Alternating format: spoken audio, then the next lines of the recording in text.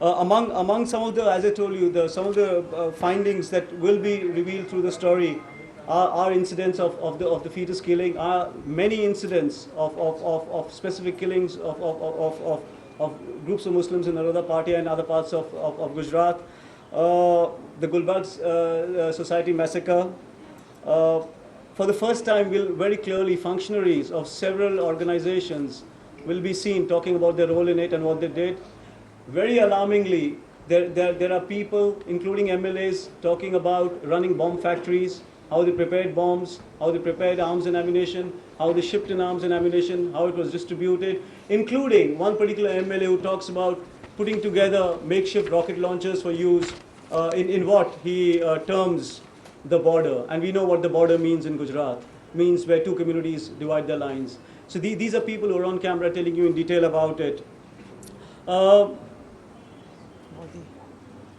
A lot of these people who we have on tape, several of the names you recognize when you start seeing the tapes, even allude very, very clearly to the support and approval they got from the ruling Chief Minister Narendra Modi. I mean, how they were given 3 days to actually go ahead and do what they had to do. That was all the time they were given. And it's at different points he did appear and actually bless them and say, you know, dhanya ho, you know, what you're doing is in a way a kind of a blessing. Then there is, the story really doesn't end there. The story is very, very wide-ranging. That's why we've given it 108 pages in the issue. The story then actually goes to how the justice end of it was subverted. Before that, we also get the police role, how the police participated in overseeing a situation and creating a climate where the massacres could take place. Also some policemen who actually actively shot Muslims and were involved in the actual killings. So these are things that are there in the story, plus the perversion of justice after it was all over.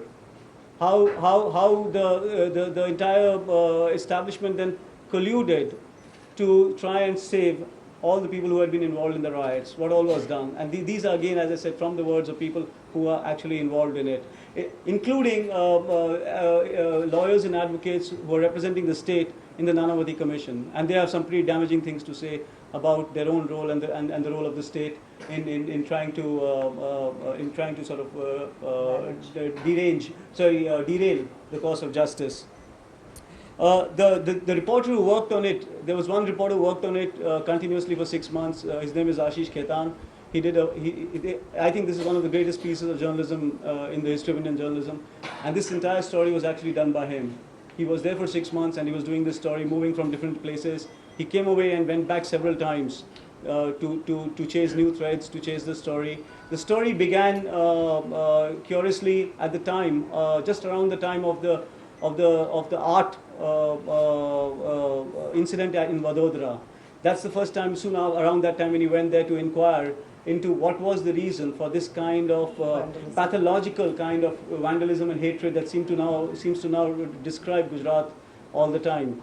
And when he went there to do this, other facets about the Gujarat story and what had happened in 2002 began to unravel.